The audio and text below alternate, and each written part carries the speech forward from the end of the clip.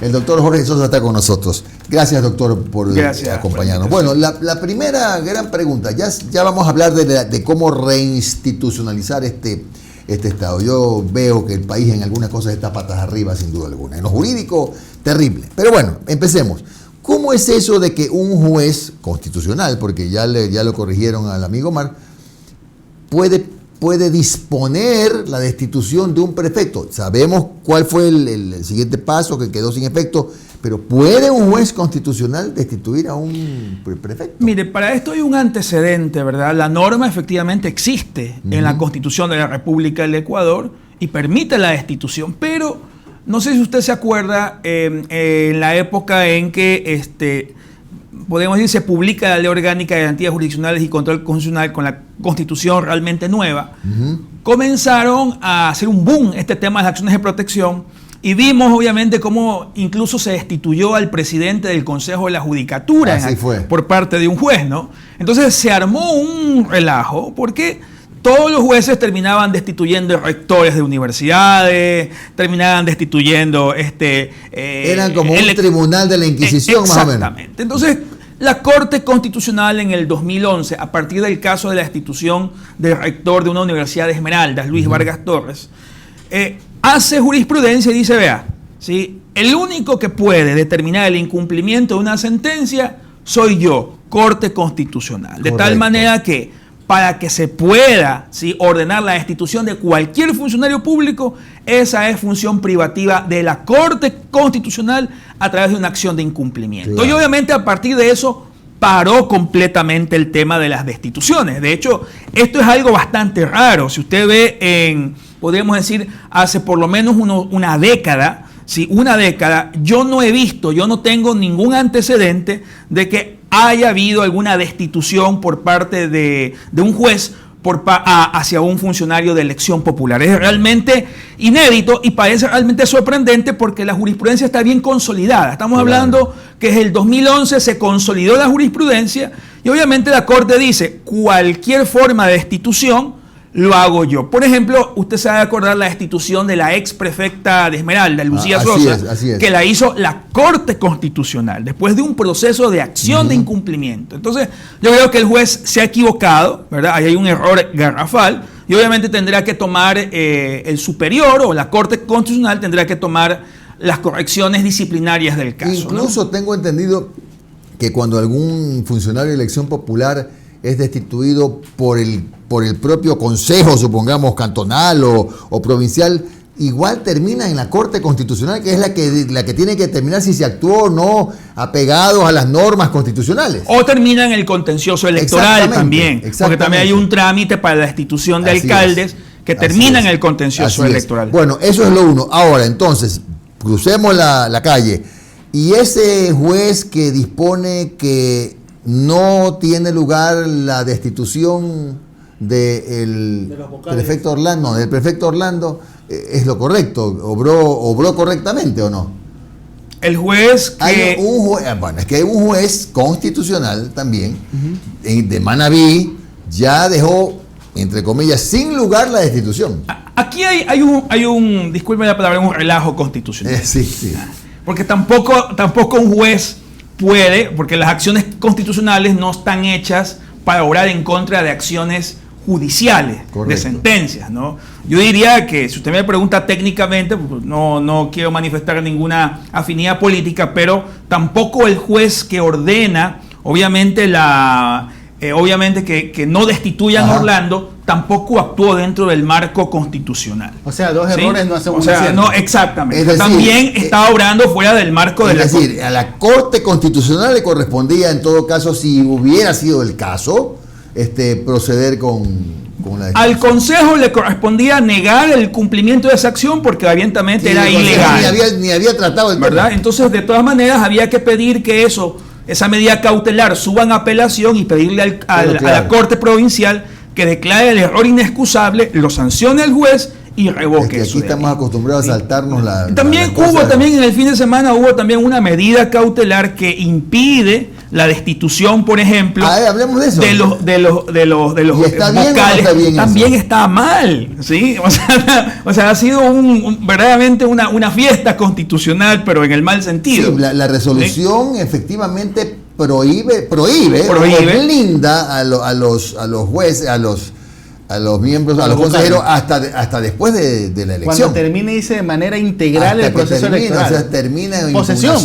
Posesión. Claro, pero una medida cautelar no puede ordenar que un tribunal contencioso electoral se abstenga de ejecutar o de hacer algo. Y también ordena esa providencia, no sé si así se llame, que el Instituto Geográfico Militar solo acepte las disposiciones del CNE. Eso tiene que resolverse en la vía contenciosa electoral porque está trabada la litis ahí. Ya. Sí, y obviamente, más allá de lo que decida el contencioso electoral, también obviamente los vocales tienen la capacidad obviamente de presentar recursos. Pero hay alguna razón, tal vez política. Yo digo, este boom obviamente en estos momentos de que destituyan a un prefecto, de que presentan estas medidas, podría deberse a una especie de ambiente político que se presta obviamente para este tipo de circunstancias, pero que están bajo cualquier aspecto fuera del marco constitucional. Ahora, hay muchas voces que se han levantado, aquí ya le doy paso a Omar, hay muchas voces que se han levantado en el sentido que el país necesita entrar a un proceso de la llamada reinstitucionalización. ¿Usted está de acuerdo con esto después de estas experiencias vividas en todos estos años?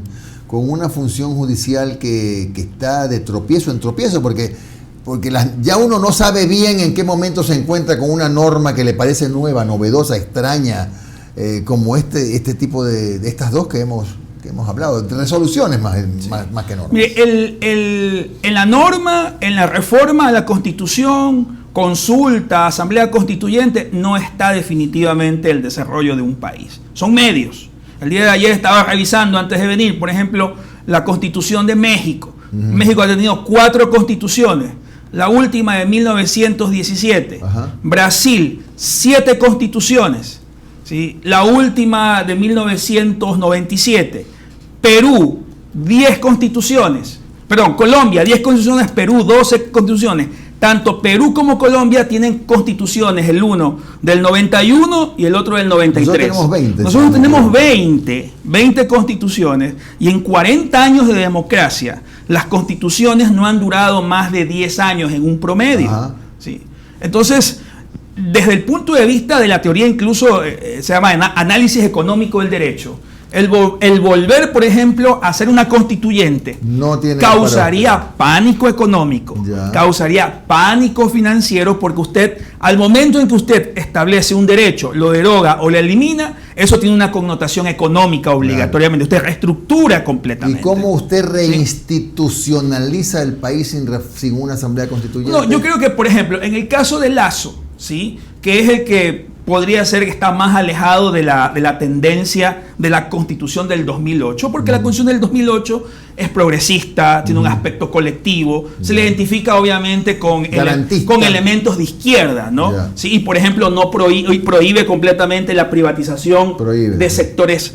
Lasso, por ejemplo, en la visión de Lasso tendría un problema para gobernar, obviamente, con una constitución como el 2008. En cuyo caso sí cabría, por ejemplo, Lasso podría plantear, asamblea, ¿no?, porque hay un modelo, o podría, por ejemplo, como en algún momento se hizo en la constituyente del 79, plantear reformas, que se le planteó a la ciudadanía elegir entre una y otra constitución. Claro. Por ahí hubo alguien, no me pareció mala idea, porque encontré ese antecedente en 1979 en el triunvirato, que el triunvirato le consulta a la ciudadanía: ¿ustedes quieren la constitución del 45 o quieren la constitución nueva, el nuevo texto? Por ejemplo, podría plantearse, en la visión de Lasso, él podría plantear, por ejemplo, volver a la constitución del 98, que es la que permitía efectivamente la privatización, que podría ser vía consulta. Y en la visión progresista, ya que usted lo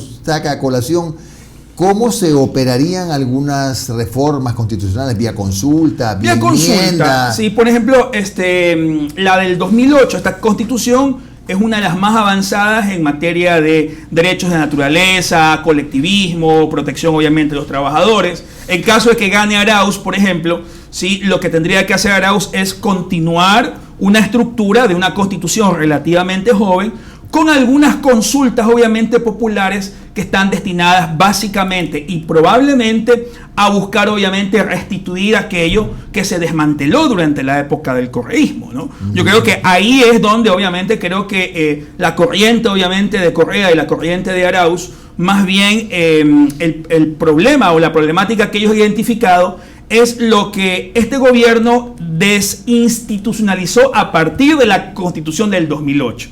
Lo que desarmó. Entonces ¿sí?, lo que se desarmó en los últimos 4 años. Efectivamente, ¿sí?, que obviamente puede ser rearmado a través de alguna consulta popular. ¿Sí? En el plano ya de las propuestas, por ejemplo, Yacu Pérez ha hablado también de la eliminación del Consejo de la Judicatura, sí, del Consejo de Participación Ciudadana, tenemos la consulta de Nebot también sobre el tema, ¿sí? Pero sí, hay que tener en cuenta que, por ejemplo, países como México, que son terriblemente complicados, tienen una constitución, continúan con una constitución de 1917. Chile recién va a una consulta con una constitución de 1980. ¿Eso qué significa? De que no necesariamente la constitución es lo que nos lleva efectivamente a una reinstitucionalización. Son las personas a veces o la aplicación de las normas. Pero doctor, o sea, ya Chile estalló. O sea, claro, Chile estalló porque tenía una herencia constitucional de la dictadura. Sí, sin embargo, desde el 80 Chile funcionó económicamente bien, a pesar de tener gobiernos de izquierda, como el de Bachelet, el de Lagos, funcionaron con la constitución de la dictadura y sin ningún tipo de problema, ¿no? Ya llega obviamente un momento en el cual hay la necesidad. Pero las inequidades llegaron a un punto en donde ya la situación... Pero nosotros tenemos una constitución nuevecita del 2008, ¿sí?, que obviamente si es que se sigue esa tendencia, no habría más necesidad que hacer un par de reformas y de consultas para continuar obviamente con ahora, doctor, y cuando se instaura el Trujillato con el Consejo de Participación Transitorio, nos venden la idea a los ecuatorianos de que íbamos a enrumbarnos, que íbamos a corregir el camino, que realmente era un bien para la justicia, para la democracia. Y estamos viendo, yo creo que los resultados a corto tiempo. Tenemos una función electoral desastrosa, no sabemos todavía si vamos a tener la situación de los parlamentarios andinos. Un concurso de jueces que creo que se tuvo que suspender porque está plagado de errores y de denuncias. Está el tema de no hay una función del Estado realmente en el Ecuador que esté funcionando bien o que esté sin algún pero. Usted dice, si por ejemplo continúa el sistema progresista, el modelo progresista, solamente unas reformas o buscar una manera para subsanar lo que hizo el Consejo de Participación, es decir, que buscar nuevamente otro consejo transitorio para corregir lo que hizo el Consejo transitorio. No, bueno, yo no me puedo sustituir en qué es lo que haría obviamente Arauz, ¿no? Yo es a partir obviamente de lo que he analizado, por ejemplo, en el tema de Lasso, que obviamente veo que Lasso tendría problemas de coexistir con la Constitución del 2008. ¿Sí? Yo lo que he dicho es que al ser la ideología de Arauz concurrente con la Constitución del 2008, lo que realmente buscaría un gobierno como el de Arauz es rectificar algunas cosas que se desrectificaron, podríamos decir, dentro de lo que fue obviamente estos 4 años, ¿no? No necesariamente eso tiene que ser un Consejo de Participación Ciudadana transitorio, me parece que eso es una tontería, pero se pueden hacer preguntas destinadas básicamente a ratificar más bien la estructura constitucional, que es la que yo creo que Arauz tendería obviamente a ratificar la estructura constitucional actual, como por ejemplo a ratificar la existencia del Consejo de Participación Ciudadana, ¿no? La tendencia de Arauz va allá. Que sea el Consejo el que nombre las autoridades y todo, porque hay una corriente que apunta más bien a que sea la Asamblea. La tendencia, por ejemplo, de Lasso apunta a la eliminación del Consejo de Participación Ciudadana, claramente, ¿no? Y la tendencia de la designación de autoridades de control vuelva al Parlamento. Así es. Por eso es que, y obviamente tiene también el tema de la bicameralidad, por eso es que se nota que la tendencia de Arauz y Correa va camino a intentar ratificar y desarrollar una constitución, obviamente, que es de la línea de ellos. mientras que las otras propuestas tienden un poco a fraccionar o a eliminar algunas instituciones que evidentemente estuvieron dentro de... Sin embargo, yo vuelvo a hacer la aclaración. ¿Sí? Más allá de estas reformas constitucionales, eso no va a cambiar realmente el panorama, ¿sí?, del desarrollo económico y de la estructura del país. Por eso yo mencioné, México funciona con una constitución desde 1917,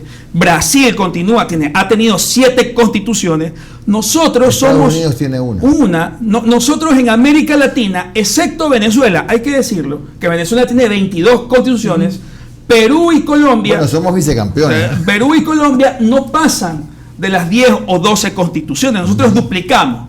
Nosotros somos nos gusta que la norma intente decirnos cómo desarrollar el país. Y eso es un grave error. O sea, ir por ahí para decir el país va a cambiar haciendo una reforma constitucional, eliminando el Consejo de la Judicatura. Elimina el Consejo de la Judicatura. ¿Y quién va a ser la entidad, obviamente, de control? Porque también tuvimos en algún momento problemas de que estaba el control en la Corte Provincial. Es decir, la idea, lo de fondo, doctor, es que si se quiere hacer algún cambio, que se haga por vía de reformas, vía de enmiendas, vía de consulta, pero no necesariamente otra constitución. Efectivamente. Claro. Sí, o por lo menos yo vería que eso traería más bien, podría traer otro revés económico, porque detrás de cada estructuración de un derecho o de un poder viene también una connotación económica. Ahora, doctor, también ¿verdad? Creo que va por la parte política. Vamos a tener una asamblea fragmentada y muy complicado conseguir los votos, los 90 votos que se necesitan para hacer un cambio, una reforma constitucional. Por ejemplo, doctor, mire, vamos a suponer, esto es lo que hizo el transitorio de Trujillo. Para deshacer esto, se puede hacer por la vía de reformas, enmiendas, consultas. Por la vía de la consulta. No necesariamente otra constitución. Otra asamblea constituyente, indudablemente. Porque la asamblea constituyente implica básicamente de que yo tengo, por ejemplo, como proponente, yo le voy a proponer un modelo nuevo al país. Claro. ¿Cuál es el modelo nuevo, por ejemplo? Claro, entre la del 98 y la Constitución del 2008 sí hay diferencias notables, porque la del 98 es una constitución de estilo liberal. Es un estilo liberal que busca y que permitía en su momento, por ejemplo, la privatización de sectores estratégicos. La del 2008 claramente progresista, colectiva, vinculada obviamente a las tendencias de izquierda. ¿Sí? Y por lo que yo diría de que, por ejemplo, si es que llega a consolidarse la teoría o la tendencia de izquierda en el país, no es necesaria una constituyente nueva, hay que desarrollar y hay que buscar que esa constitución, que es nueva, básicamente tenga mayores repercusiones y se eliminen aquellas cosas que de alguna manera obstaculizan su verdadero desarrollo. Gracias al doctor. Así como no, sáqueme la duda. El Consejo de Participación, si se lo elimina, ¿es una reforma a la forma del Estado? ¿Se la puede hacer vía asamblea? ¿Se la puede hacer vía constituyente? ¿Vía consulta popular? ¿Por qué método se lo puede hacer? En mi criterio, si usted elimina una institución que está catalogada como un poder, usted está eliminando parte de un poder está eliminando o está alterando la estructura obviamente del Estado. Para mí la única manera es vía consulta popular, porque ¿sí? O constituyente. En el caso extremo. ¿sí? Claro. Pero vuelvo a repetir, la constituyente no es que yo voy a hacer una constituyente solo para eliminar una institución. Es un modelo nuevo. ¿sí? Claro. Pero obviamente se trata de una entidad que forma parte de las funciones fundamentales del Estado actualmente. Perfecto. Gracias al doctor Jorge Sosa, defensor en Derecho Público, que ha estado con nosotros cruzando ideas a ver cómo se puede reinstitucionalizar al país.